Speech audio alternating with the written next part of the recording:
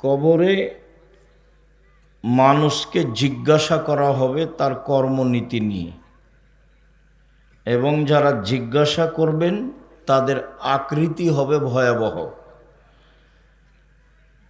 উত্তরে যদি ঠিক অবস্থা না আসে তাহলে যারা মারবেন পিটাবেন তাদের কোনোদিন ক্লান্তি আসবে না। প্রথম বাড়ি যেভাবে মারবেন, বিচারের দিন যখন মানুষ উঠবে সেই বাড়ি ওই মাপেরই হবে। যারা মারে তারা খায় না, তাদের মানবিক ক্ষমতা নেই, তাদের ভিন্ন ক্ষমতা, তাদের পেশাব পায়খানা নেই, তাদের শরীরে কোনোদিন ক্লান্তি আসে না।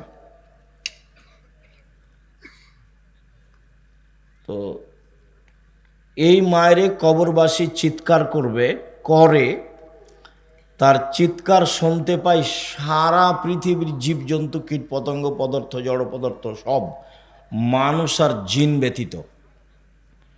আপনাদের এখানে কবরে ওকে পিটানো হচ্ছে, ও চিল্লাচ্ছে, ওর চিৎকার শুনতে পাচ্ছে, একবার লন্ডন আমেরিকার শেষ প্রান্তে যা আছে সেও শুনতে পাচ্ছে।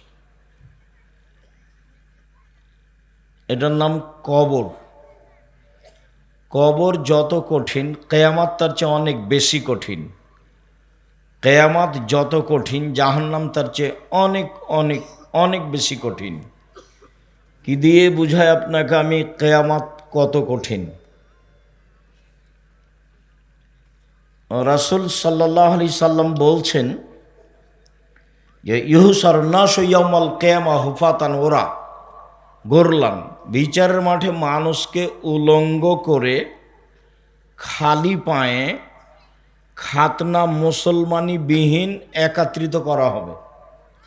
কারো পরনে কাপড় থাকবে না, কারো খাতনা করা থাকবে না, এবং কারো পায়ে জুতা স্যান্ডেল থাকবে না।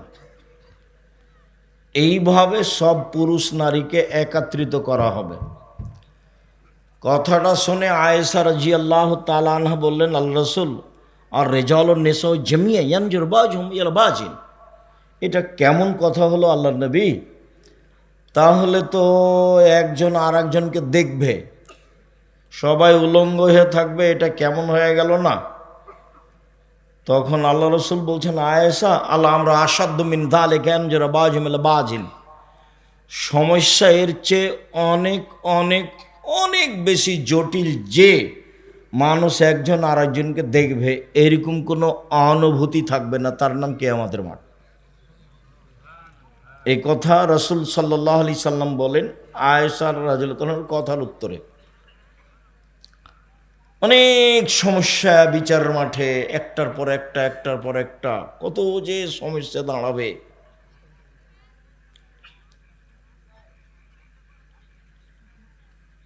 রাসূল সাল্লাল্লাহু আলাইহি সাল্লাম বিচারের মাঠের কথা বলেন যে আমরা শুনেছি সূর্য অর্ধ হাত উপরে হবে, এরকম কোনো কথা আমরা জানি না, কোরআন হাদিসে নেই। 1 মাইল উপরে হবে সূর্য, কা মেকদারে মাইলিন, 1 মাইল উপরে হবে, বুখারী মুসলিমের হাদিস।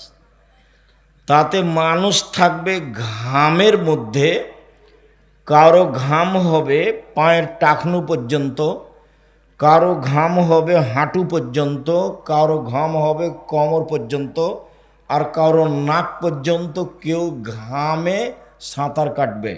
কি দিয়ে বুঝায় আপনাকে কিয়ামতের মাঠ কত কঠিন?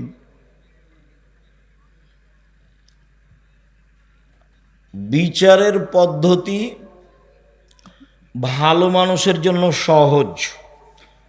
1 ওয়াক্ত সালাত আদায় করতে যত টাইম লাগে ধরেন 5 মিনিট, আর কবরে থাকার টাইম হলো বাসর রাতের সমান, 2-1 ঘন্টা। 5000 বছর আগে যে মারা গেছে সে যদি ভালো মানুষ হয় তো কিয়ামতের মাঠে যখন উঠবে তখন সে বলবে এখনই তো ঘুমালাম। তো কবরের সময়সীমা হলো বাসর রাতের সমান, আর বিচারের মাঠের বিচারের ভালো মানুষের জন্য সময়সীমা হলো এক ওয়াক্ত ফরজ সালাত আদায়ের সমান। আর মানুষ যদি খারাপ হয় তাহলে কতদিন তা বলা যায় না। যারা জমি জোর করে দখল করে তাদেরকে জমি খনন করতে লাগানো হবে, 7টা জমিন খুঁড়ে যাবে, তারপরে তার কাঁধে তুলে দেওয়া হবে, তারপর জমিনটা নিয়ে ঘুরতে থাকবে। কতদিন ঘুরবে তা আল্লাহ ভালো জানে। একটা জমিনের মোটা পরিধি হচ্ছে 500 বছরের পথ, তাহলে 7টা জমিনের পরিধি মিললে 5 7 35 বছরের পথ। এই পথ ও খুঁড়ে নিচে যাবে, গেলে এইটা তার কাঁধে তুলে দেওয়া হবে, তারপর ও ঘুরবে। কতক্ষণ ঘুরবে আল্লাহ ভালো জানে। আর একদিন সমান হলো 50,000 বছর। যদি একদিন ঘুরতে হয় তাহলে 50,000 বছর, আর যদি 3 দিন ঘুরতে হয় তাহলে 1.5 লক্ষ বছর। কতদিন তার বিচার চলবে আল্লাহ ভালো জানে। তবে আল্লাহ রাসূল বলেছেন যে জালেমদের বিচার পরে হবে। যারা জোর করে জুলুম করে জমি দখল করে তারা জালেম, যারা বাড়ি দখল করে তারা জালেম, যারা মানুষের দোকানপাট দখল করে তারা জালেম, যারা মানুষকে জেল হাজতে দেয় তারা জালেম, যারা লুটতরাজ করে, দাগাবাজি করে, ধোকাবাজি করে, ফাঁকিবাজি করে, রাহাজানি করে, অন্যায় করে, অবিচার করে বেড়ায়, এরা সব জালেম। যারা জাকাত দেয় না এরাও জালেম, এদেরও বিচার দেরি হবে। হাত্তা ইউজাবাইনান নাস, মানুষের মাঝে বিচার শেষ হওয়া পর্যন্ত এদের আটকানো হবে। কতদিন আল্লাহ ভালো জানে। তো কি দিয়ে বুঝায় আপনাকে আমি কিয়ামতের মাঠ কত কঠিন? এই সময়ে 7 শ্রেণীর মানুষ বিশেষ ছায়াতলে থাকবে মান সম্মান নিয়ে। তার এক শ্রেণীর মানুষ হচ্ছে সব নাশাফি ইবাদাতিল্লাহ। আর প্রথমেই যারা আছেন তারা এমপি মন্ত্রীরা আছেন। আজকে এমপি সাহেব প্রথমে আল্লাহ রসুল বলছেন ইমামুন আদেল, ন্যায়পরায়ণ নেতা। যারা দায়িত্ব পালন করেন ন্যায় নিষ্ঠাভাবে তারা থাকবেন বিশেষ ছায়াতলে বিচারের মাঠে, তারা 1 নম্বরে আছে। তাহলে এইটা যত কঠিন, যদি দুর্বল পয়েন্টে যায় তাহলে সেটা খারাপ হবে তত কঠিন। মানে জাহান্নাম উদ্বোধন হবে মাওলানা সাহেব দিয়ে, জাহান্নাম উদ্বোধন হবে মাওলানা সাহেব দিয়ে। তাহলে বিচারের মাঠে মাওলানা সাহেবের ফলাফলও ভালো থাকবে। এইটা কঠিন যেমন, ওইদিক ভালো থাকবে তেমন। তো ন্যায়পরায়ণ নেতা সামাজিকভাবে এটা খুব কঠিন। রাসূল সাল্লাল্লাহু আলাইহি সাল্লাম বলছেন মান উল্লিয়া ইসরানে ফাকাত জবাহ বেগারি সিকিন, কাউকে যদি 2 জনের দায়িত্বশীল করা হয় তাহলে তাকে ছুরিবিহীন জবে করা হলো। এই বাক্যের সারমর্ম কি? আল্লাহ রসুল বললেন কাউকে যদি 2 জনের দায়িত্বশীল করা হয় তাহলে তাকে ছুরিবিহীন জবে করা হলো। তার মানে দায়িত্ব পরিচালনা করা খুব কঠিন। খুব যদি শক্ত সুষ্ঠুভাবে পরিচালনা করতে চায় তাহলে ইহকাল টিকবে না, মানুষ মানতে চাইবে না। উমারকেও মানেনি, জবাই করে দিয়েছে। অর্ধ পৃথিবীর খলিফা, কুশাগর, বুদ্ধিজীবী, রাজনীতিবিদ উমর রাস্তায় হাঁটলে শয়তান রাস্তা ছেড়ে দিত। আল্লাহ রসুল বলছেন উমার ওই যে শয়তান দেখে তোমাকে পালাচ্ছে, যে শয়তান পালাচ্ছে তোমাকে দেখে। এর নাম উমার। নামটা মানুষ নিলে অন্তরটা কেঁপে উঠত, তার নাম উমার। অর্ধেক পৃথিবীর খলিফা ছিলেন উমার রাদিয়াল্লাহু তাআলা। এরপরও সমাজের এক শ্রেণীর মানুষ তাকে মেনে নিতে পারেনি। তো দায়িত্ব খুব কঠিন। ঠিকভাবে করলে ইহকাল টিকবে না, আর বেঠিকভাবে করলে পরকাল টিকবে না। তাহলে দুটাই কঠিন হলো। এই জন্য আল্লাহ রাসূল বলেছেন, যাকে দুইজনের না মিথ্যা কথা বলে না, ভালোভাবে থাকে এরা। তাই হলো আদর্শ যুব সমাজের উদ্যোগে প্রোগ্রাম। দুই, রাসূল সাল্লাল্লাহু আলাইহি ওয়াসাল্লাম লা ইয়াজুল কাদাম বানি আদম হাত্তা ইসলাম খামস, বিচারের মাঠে আদম সন্তানের পা নড়াচড়া করতে দেওয়া হবে না পাঁচটা জিনিস জিজ্ঞাসা করার পূর্বে। পাঁচটা জিনিস জিজ্ঞাসা না করে আদম সন্তানকে বিচারের মাঠে, ছেলে হোক মেয়ে হোক পুরুষ হোক নারী হোক, নড়তে দেওয়া হবে না। তার একটা হচ্ছে যুবকদেরকে জিজ্ঞাসা করা হবে আনসাবাবিহি, তার যৌবন জীবন সম্পর্কে। সে যৌবন জীবনটা কিভাবে কাটিয়েছে। যৌবন জীবন খুব ভয়াবহ।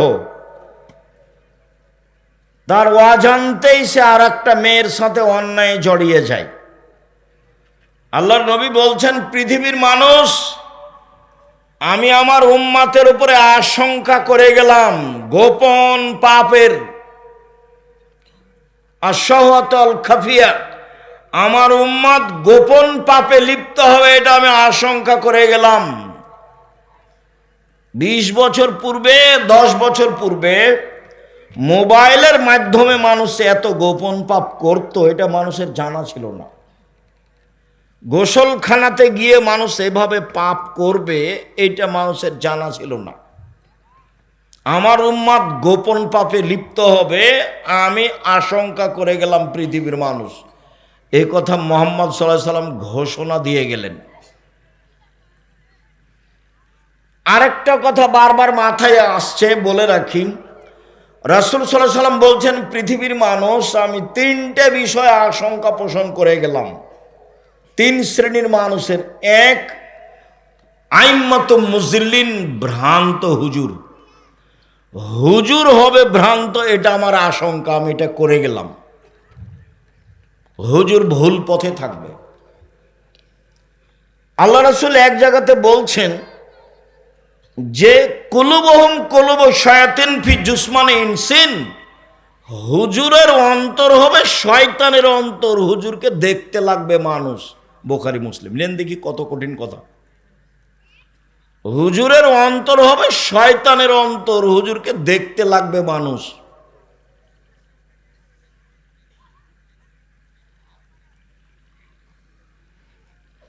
এখানে লম্বা কথা, এদিকে আর আমি আগাচ্ছি না।